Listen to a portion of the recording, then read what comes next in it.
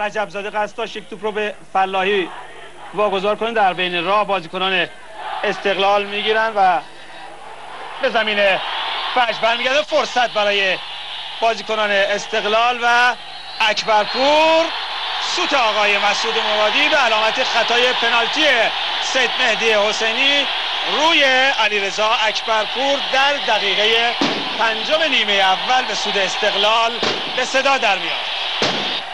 آقای مرادی بازیکنان دو تیم رو دعوت میکنه که پشت خط محوطه جریمه قرار بگیرن. سوت آقای مرادی، دورخیز اکبری و توپ او در جهت خلاف حرکت سید مهدی رحمتی به گل تبدیل میشه. ثبت میکنیم یک گل برای تیم استقلال در دقیقه 7 نیمه اول توسط یدالله اکبری بازیکن شماره 11 استقلال.